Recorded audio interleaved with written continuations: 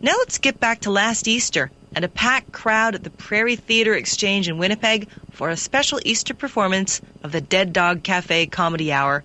Let's join Jasper, Gracie, and Tom now for the Dead Dog Cafe live in concert.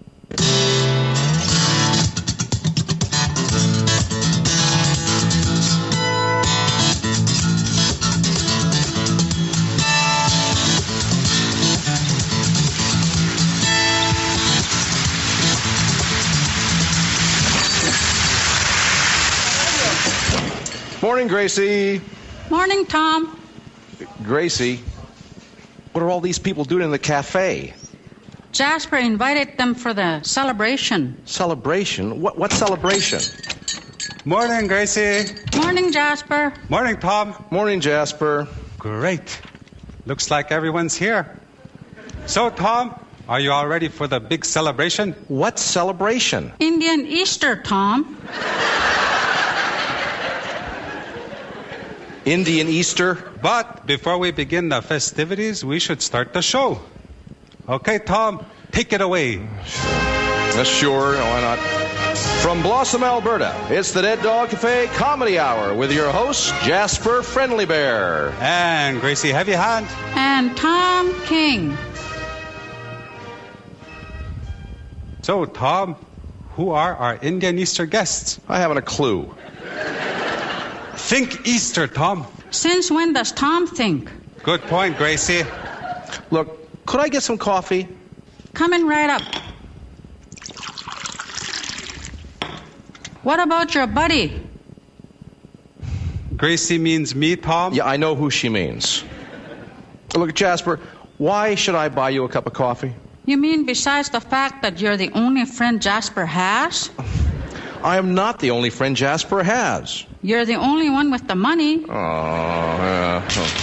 Besides, Tom, it's Indian Easter, the time of the year when native people with money help out native people who don't have money. Jasper, there is no such thing as Indian Easter. Then why do we have the Indian Easter beaver? Indian Easter beaver? His name is Lloyd. Oh, come on. No, Tom, it's true. Lloyd the Indian Easter beaver is part of a tradition that dates back long before Europeans arrived in North America. Maybe you should sing Tom the Indian Easter beaver jingle. That might jog his morbid racial memory. Well, that's not necessary.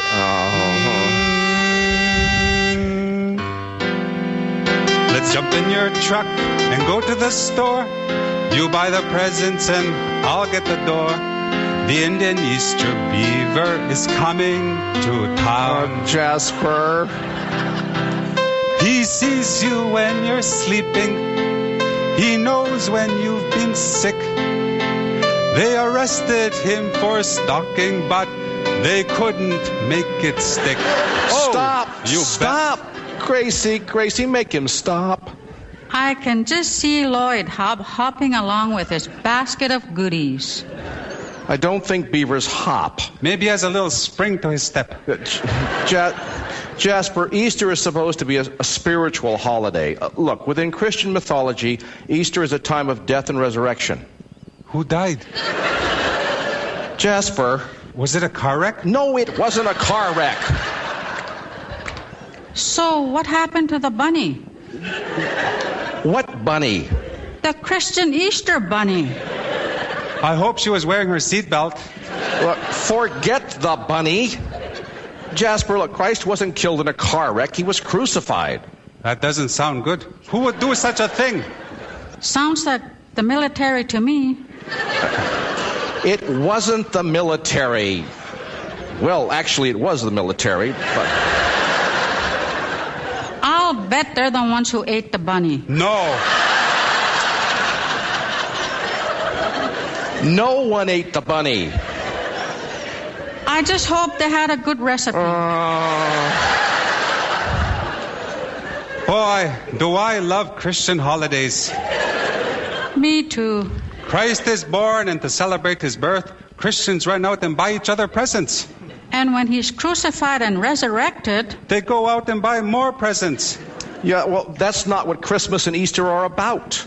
maybe I should rethink my commitment to Christianity. Jasper. Yes, Tom? Jasper. Yes, Tom? Jasper, the commercialization of religion is not the measure of the religion. Okay. Did you understand what I just said? No. Tom is suggesting that you can't hold religion responsible for the things that people do in the name of religion. Exactly. So who do you blame? Beats me. What a great system. All those presents and no responsibility. Don't we have a radio show to do? Right you are, Tom. Hey, you hear that? It's time for The Band Counselor. And the continuing adventures of Darnell about time. Mild-mannered, mixed-blood, status native guy. Jasper. 3 nights a week, Darnell works as a part-time assistant hockey coach. On weekends, he calls bingo at the Native Friendship Center. But on weekdays, from 9 to 4, with 2 hours off for lunch, he gets in his car, drives to the reserve, slips into the Petrocan bathroom, whispers the magic words, how, and is immediately transformed into the Band Counselor.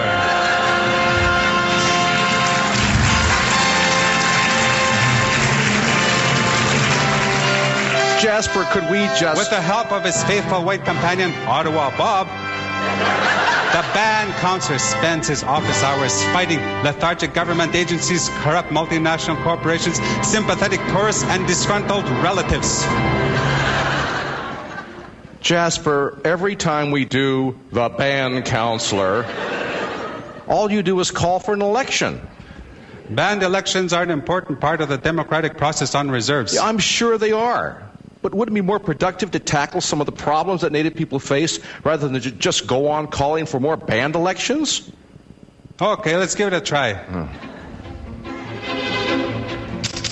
Here we are, back on the reserve. And there's my faithful administrative assistant, Wilma Trueblue. Good morning, Band Counselor. Ah, and there's my faithful white companion, Ottawa Bob. Yeah, good morning, Band Counselor. So, Wilma Trueblue, what do we have on our agenda for today? Well, Band Counselor, there's the matter of British Columbia and the attempt of its premier to abrogate native rights in the province. And after we gave them all those cool totem poles? Is this about that referendum on the treaty-making process? I suspect the premier of British Columbia doesn't like native people. You know, Tom, maybe I should phone him and give him a piece of your mind. What's his name? Isn't his name Gordon something? Gordon. Flash Gordon. Jasper, the Premier of the province of British Columbia, is not Flash Gordon. I don't know, Ottawa Bob. He hasn't wasted much time trying to renege on the Gitscan Treaty. Isn't it Campbell something? Campbell. I am a lineman for the county. No, that's Glenn Campbell. Look, his name is Gordon Campbell, and he's just reacted to political pressures from the moneyed interest who helped him get elected. I always wondered how much one of those things cost. What things? A premiership. Must be expensive. I hear that the native groups in the province can't afford an MPP. Race, greed, and politics. Wow, the cornerstones of supply-side capitalism. So, Ottawa Bob, what should we do about this deplorable situation? Well, we could start by writing letters of protest to the Prime Minister of Canada. Boy, Ottawa Bob, you get all the good lines. Jasper.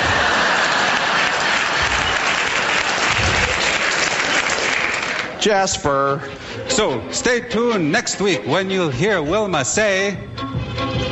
It's all that rain and fog that makes Flash Gordon so grumpy. When Ottawa Bob says... It's Gordon Campbell. And when Darnell About Time says... You can't judge a premier by one province.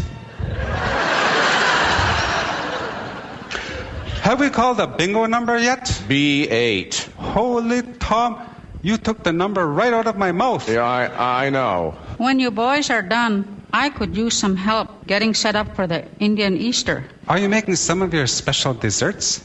I am indeed. And this year, I'm adding a new ice cream bar to my repertoire. Ice cream bar? Oh, is it like a Haagen-Dazs bar? Better. Would you like to see it? Oh, sure. It's right here in the freezer. Here it is. Gracie, that's a really big ice cream bar. I'll say. How much ice cream is in it? A liter. A liter? And just look at that dark chocolate coating. Oh, that sounds pretty thick. 4 centimeters. I'm not sure anyone can eat this. Why don't you give it a try? Well, okay. Now, this is pretty good. Looks like it's a hit. What are you going to call it? Well, I thought I'd name it after the cafe. This is great. But maybe I should name it after Tom, seeing as how he likes it so much. Why don't you do both? Was that ever good? You finished it already? It wasn't that big. What do you call it? I thought I'd call it the Hog and Dog Bar. Isn't that nice, Tom? She named it after you and the cafe. Any chance I can have another? Oh, hey, you hear that? It's time once again to put on your nifty white lab coats and stroll over to the Jasper Institute. Yeah, the shallow end of the Aboriginal think tank. Where our motto? Better living through elasticity. Says it all. So, Dr. Heavyhand, what vexing social problem are we dealing with today? Healthcare. And the answer is? Don't get sick. Yeah.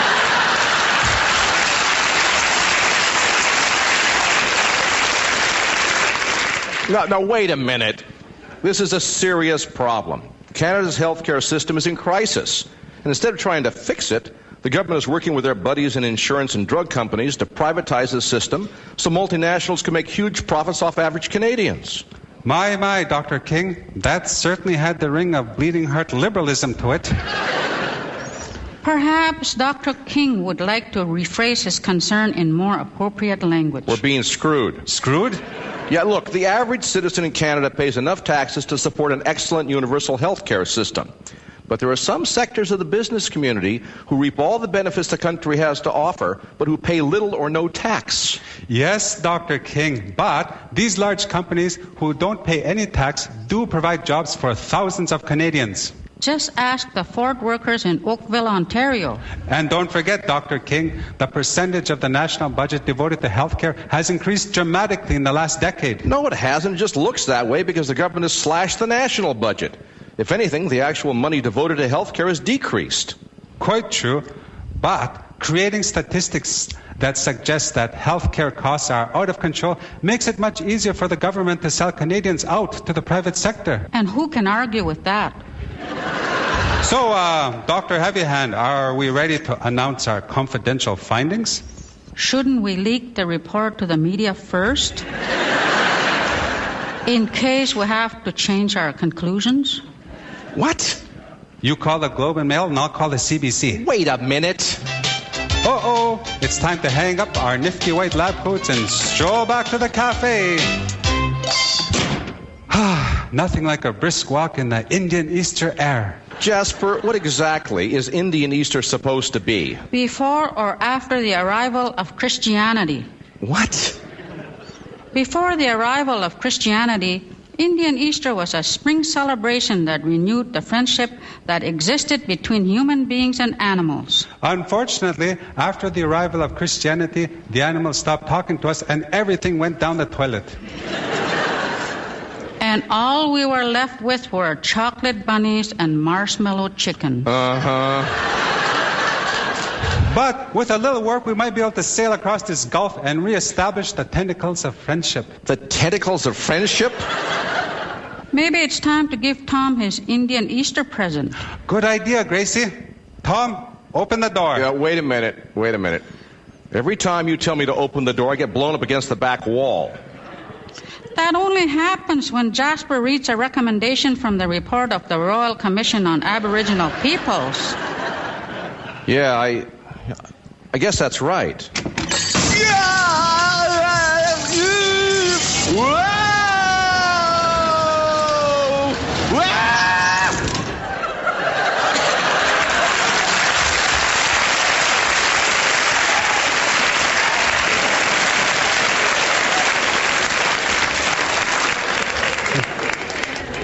Now, that was an exciting turn of events. I'll say I'd forgotten how much I miss seeing Tom fly through the air. You know, I think that's the first time he's bounced off the ceiling. Don't be too long getting up, Tom. Your present is waiting. What happened? You were blown up against the back wall. Did you read a recommendation of the Royal Commission on Aboriginal Peoples? No. And what in the world is this? Your present, Tom. His name is Gucci. He's a purebred Upper Alberta sheepdog. Jasper? Yes, Tom? Jasper? Yes, Tom? Jasper, this is a coyote.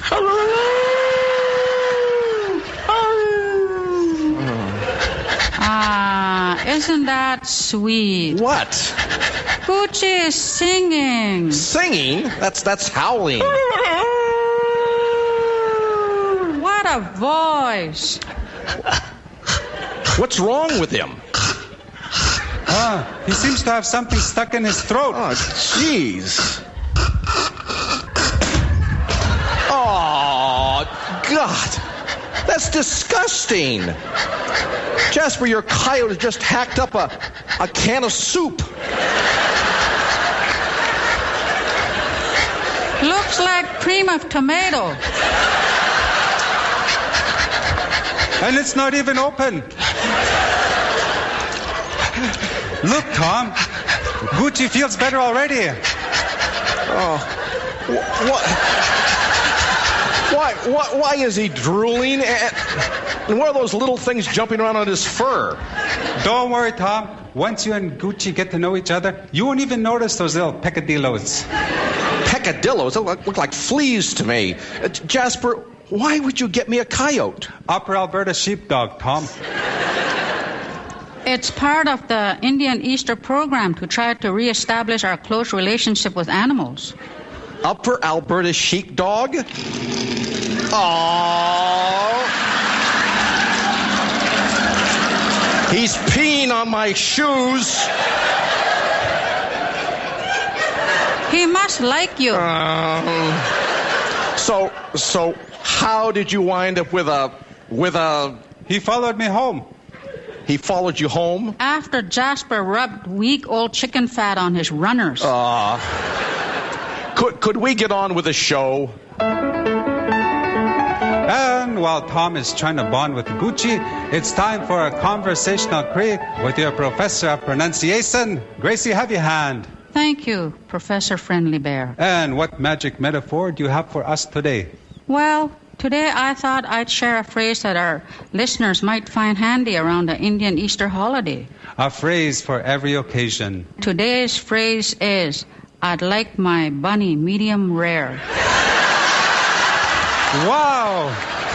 What a great phrase! Thank you.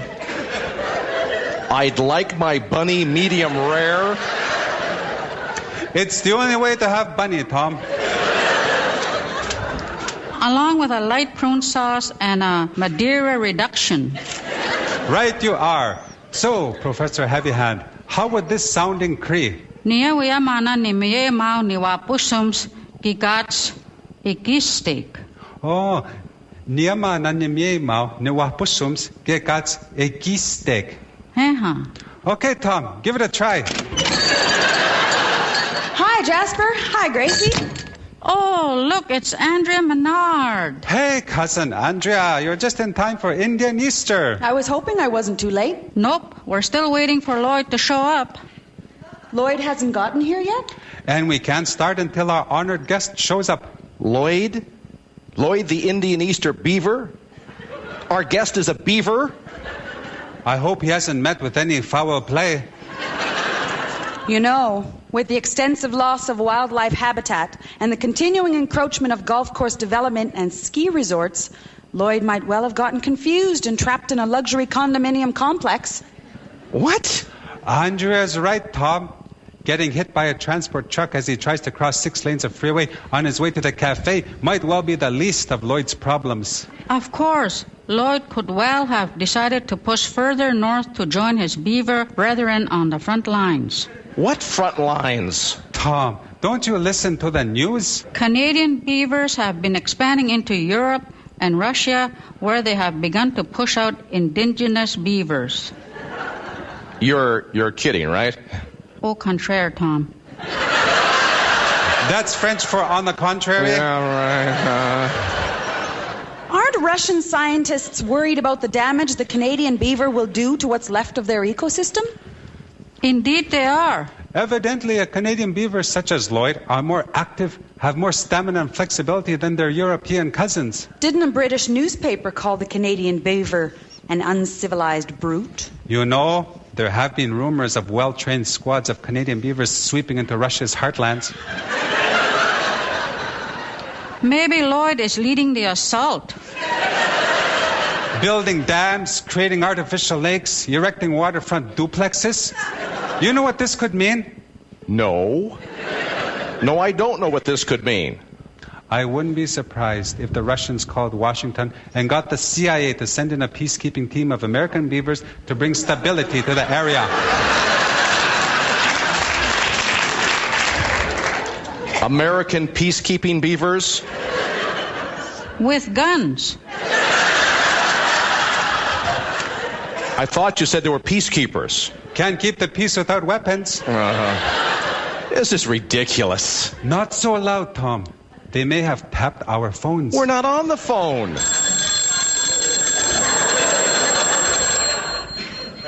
You want to answer it? Not on your life. It's probably for you. It's your cafe. Oh, for Pete's sakes. Hello? Who? What? Who was it, Tom? Somebody looking for Lloyd. Did he talk with a lisp, as though his teeth were too big for his mouth? Jasper. Maybe we better turn on CNN. But while we're waiting for any late-breaking news about beaver death squads, maybe Andrea could sing a traditional Indian Easter song. Boy, that's a tough one. I'm not sure I know a traditional Indian Easter beaver song. That's probably because there isn't any. Until now. You've written a traditional Indian Easter beaver song? You bet. Here you go, Andrea. Maybe you could sing it for us. Well, I'm flattered. Okay. I think I can do this. And we can get our Indian Easter audience to help out. We can? Sure. Andrea can sing the first verse and then the audience can join in. They look a little shy. Well, we'll help them out. Okay, Andrea, take it away. Amazing Lloyd, he hangs around in malls where folks are free to use their cash and credit cards for gifts for Gracie and me. Okay, let's try the second verse with our Indian Easter audience. I think I'll lower the key for Tom. Okay. Oh, that's nice, yeah. Thank you. The interest rates that banks must charge may make us all feel low, but they need our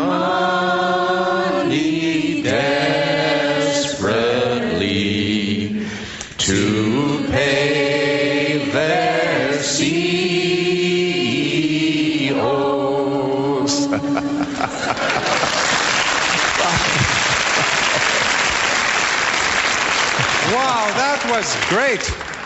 What do you think, Tom? Oh, yeah, that was very traditional, all right. You know, since Lloyd isn't here yet, why don't I go home and change into my Indian Easter dress? Good idea. And if you see Lloyd, tell him to shake a tail. See you later. Okay, see you later, cousin. Yeah. Maybe I should just go home, too. You have an Indian Easter dress?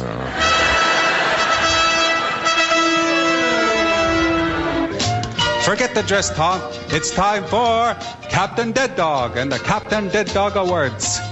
Okay, Tom, take it away. Yeah, why not?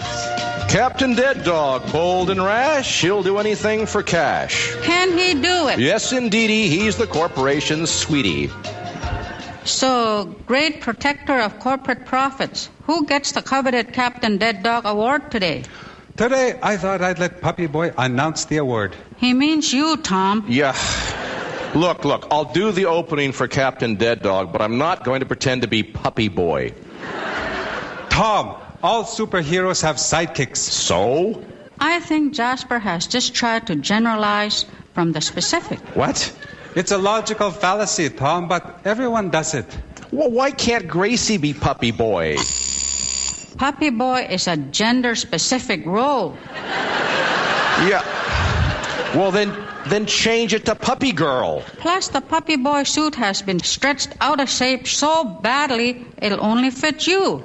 Well, and I have no idea whom to give the award to. I know. The choices are endless. Hey, wait. I've got an idea.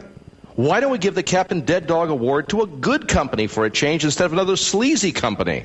Now that's a novel idea. I don't know. Does this company make obscene profits? Well, it's a powerhouse in Canadian plastics. I suppose it couldn't hurt to try. Okay, Puppy Boy, give it a shot. Okay. Today's Captain Dead Dog Award goes to Husky Injection Molding Systems. Who? Husky Injection Molding Systems. Look, Husky maintains a fitness center for their employees as well as a child care center. Great idea. How much do they charge? Charge who? Their employees. They don't charge their employees. Well, not only that, but the company pays the tuition and book costs for any employee taking university classes. Come now, Puppy Boy. We can't be handing out Captain Dead Dog Awards to companies who put employee health and morale ahead of profits. I suppose they don't slash staff either. Well, not if they can help it.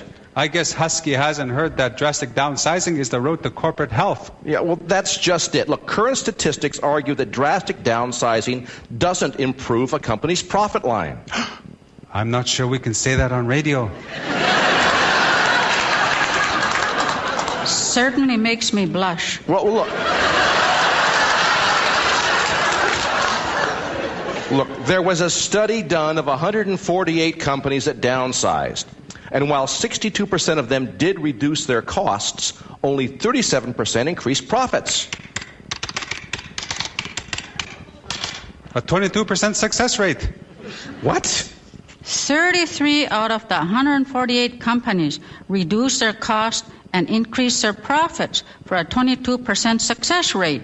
And was Husky one of these companies? Well, no. They didn't downsize in the first place. Look, Robert Tomasco, an authority on layoff strategies, says that downsizing begets employee demoralization and reduced productivity and profit. So just lay off more employees. What? Captain Dead Dog is right. Lay off too few and the rest will just be depressed. But if you lay off enough, it'll scare the hell out of the ones who are left. And productivity and profits will go right back up. Oh, it's Jasper. Sorry, Puppy Boy, but Husky Injection Molding Systems just doesn't look to have the corporate backbone to be a recipient of the prestigious Captain Dead Dog Award. Okay, but... Oh, look. Gucci is trying to tell us something.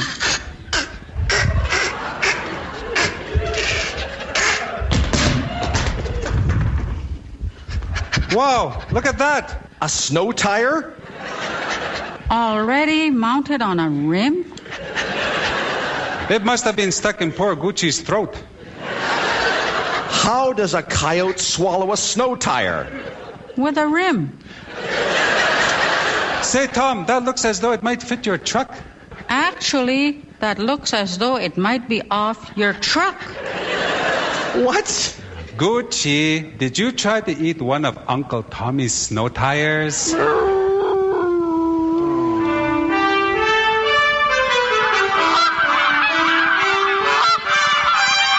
But before we wander out to the parking lot to check Tom's truck, it's time for Canada Goose, our weekly report on Canada's one-party political system.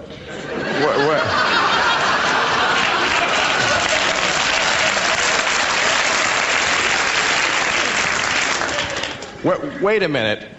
Canada has more than one political party. Au contraire, Tom. That's French, Tom, for on the contrary. Would you two stop that? So, Tom, where do you want to begin your critique of the regressive capitalists? The regressive capitalists? There's no such party as regressive capitalists. That'll be news to Michael Eisner. Michael Eisner? The head of Disney? That's his day job. On weekends, he's the leader of Canada's one and only political party, the regressive capitalists. Jasper, Michael Eisner is an American. What's your point? Look, we have at least 5 parties in Canada. The Progressive Conservatives, the Liberals, the New Democratic Party, the Bloc Québécois, and the Canadian Alliance. Smoke and mirrors. Those parties have been irrelevant for years. Not to mention worthless. Tom, have you ever noticed that no matter what party gets into power, the policies are always the same? Gut health care / education. Pulverized social programs. Tax breaks for the rich. Television for the working poor. Cable television for the middle class. Jasper. Primetime infomercials have lulled Canadians into the illusion that political parties think and work independently. Infomercials? Lloyd Robertson and Peter Mansbridge, Tom. And don't forget West Wing. Jasper, why haven't I heard of the regressive capitalists? Offshore shell companies, Tom. Numbered accounts in the Caymans. Okay. Cheer up, Tom.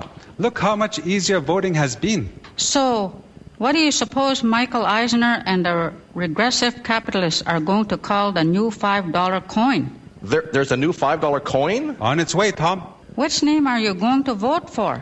Well, at first, I was quite taken with the Mickey, because it has such bright consonants and sounds cheap.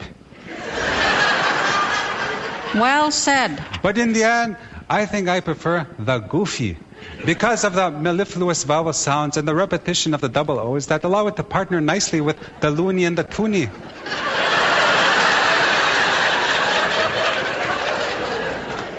The Mickey and the Goofy? A number of unnamed, high-ranking government officials wanted to call it the Daffy. But Warner Brothers owns the rights to that name and didn't want to sell it. Jasper. Oh, hey, you hear that? It's time once again for the Traveling Trinket Show with our trinket trader, Gracie Heavyhand. So, Gracie Heavyhand, what trinket treasure do you have for us today? Well, today I thought I would call our faithful listeners' attention to a little-known trinket treasure. The Captain Action Tonto box set. Wow! Look, Tom, it's Tonto. Yeah, I see. Tonto! Jasper, it's not actually Tonto. Sure it is, Tom. See where it says Tonto on the box and get him up, Scout? This particular set is in excellent shape. As you can see, it's never been played with. And Tonto is still in its original plastic wrapper. Look, Tom, Tonto comes with a pistol, a scalping knife, a bow and a quiver of arrows, and, wow, a pet plastic eagle. Oh, great. This would make a wonderful Indian Easter gift. You're too old for something like this. No, he's not. Gracie's right. Look, Tom, it says for ages 8 and up. So, what might this be worth? Well, because of its pristine condition, I would put the value of this action figure at $250. The sticker says $14.95. It's an old sticker.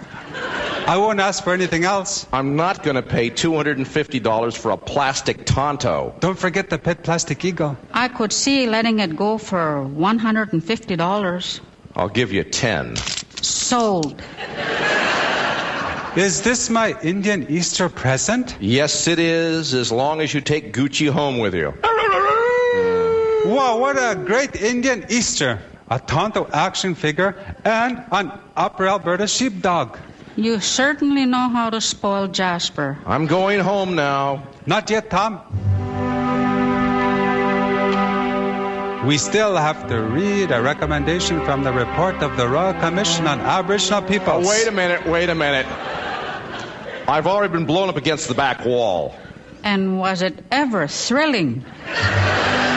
Almost as thrilling as Fireside Friendly Bear, the intellectual part of our show where I sit around a blazing fire in a log cabin on a snowy evening and read a selection from a great Canadian literary work. Cue the blazing fire! Tom, open the door! Wait.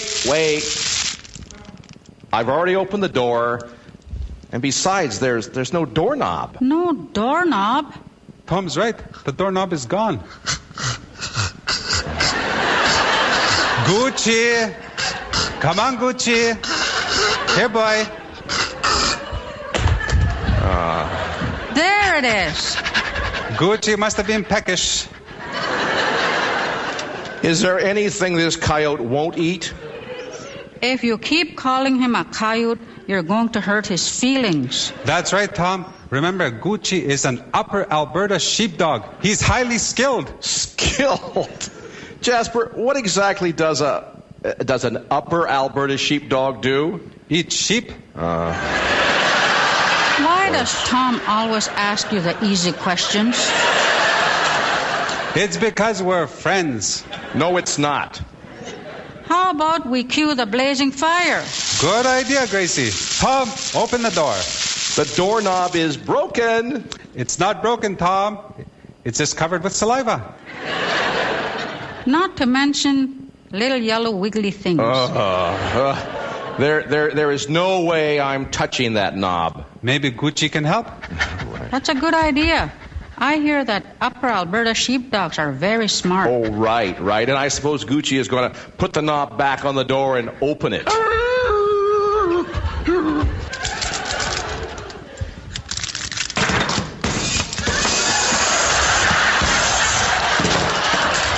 Well, would you look at that?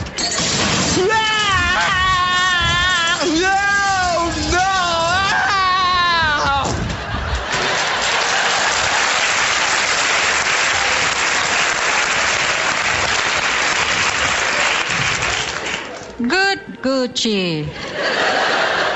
But where'd the doorknob go? It must have come off again in all the excitement. I see it. Where? Next to Tom's head. Why don't you read a recommendation before Tom comes to and begins complaining? Okay.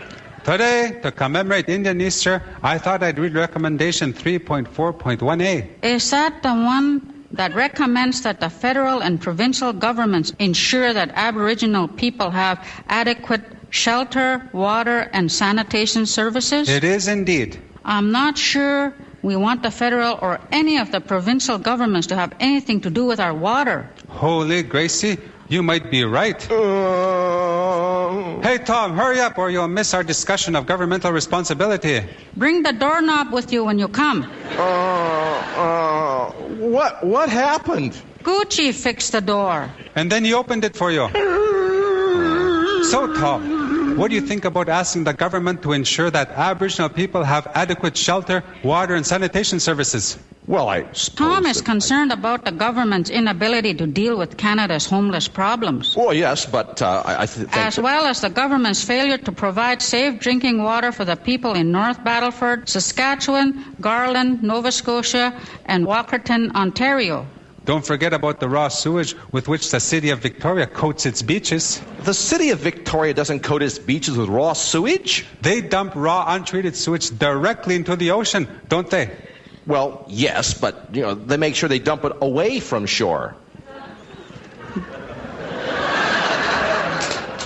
Does the word tide ring any bells? And then it all floats to shore. It doesn't all float to shore. Some of it floats, and some of it sinks to the bottom of the... Never mind, Tom. I don't think our faithful listeners need any further elaboration. You know, Gracie, maybe we should hold off on this particular recommendation until the federal government and the provincial governments demonstrate that they can provide adequate shelter, water, and sanitation services for non-natives. Can we wait that long? And speaking of waiting, we need wait no longer, for it's time once again for Trust Tonto. Oh, goody. Trust Tonto, that part of our show where our listeners can write in with their questions about Canadian culture. Because you can't expect to get unbiased answers from a white guy who rides around in a black mask. Shooting at people with silver bullets. And besides, the Lone Ranger is an American. Whereas Tonto is from 6 Nations. Here's a letter from a listener in Duck River, Manitoba. Dear Tonto, recently the United States voted against a United Nations resolution to make food a basic human right. Did Canada vote with the U.S. on this matter? Probably. Wait a minute. We would never do something as despicable as that. We would if the Americans told us to. We do everything the Americans tell us to do. No, we don't. Sure we do, Tom. Of course, that's because they're smarter than us. Boy, it's a good thing they're never wrong. Jasper. That's because they have bigger guns. And lots of bombs. And really fast planes. And tanks. And submarines. And smart missiles. And really big flags. Okay. What's that, Gucci? I think he's trying to tell us that we've run out of time. Holy Gucci, you're right. It's time to end the show. Hooray. But no Lloyd. What a shame. I guess we're just going to have to celebrate Indian Easter without Lloyd, the Indian Easter beaver. Yeah, but it just won't be the same without Lloyd's happy face at the party table. Hey.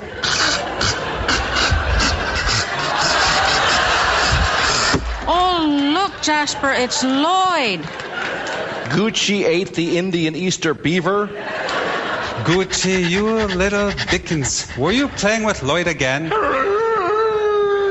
Okay, Tom, let's close the show and get the party started. So, from Blossom, Alberta, this is Jasper Friendly Bear. And Gracie Heavy Hand. And Tom King saying, so long for now. That's right, Gucci. Don't forget, stay calm. Be brave. Wait for the signs. You know, I wonder if Lloyd had time to hide any Indian Easter banner. Come on, Tom. While Gracie's making the hors d'oeuvres, let's go outside and play catch with Gucci and Lloyd.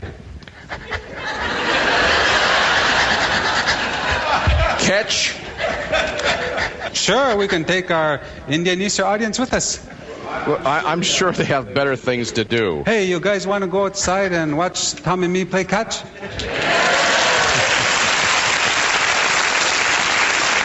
See? Yeah, you're right. Come on, Tom. You can throw Gucci to me and I'll throw Lloyd to you.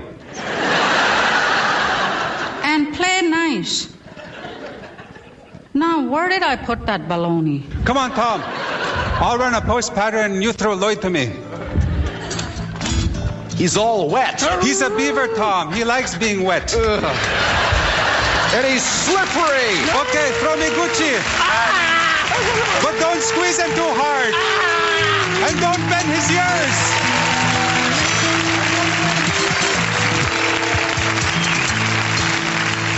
The Dead Dog Cafe, recorded in front of a live audience at the Prairie Theatre Exchange in Winnipeg as part of last year's CBC Winnipeg Comedy Festival. And the cast members were Tom King, Floyd Favell-Starr, Edna Rain, and special guest Andrea Menard. Sound effects were by Eric Wagers, was engineered by Joe Dudich, and produced by Kathleen Flaherty.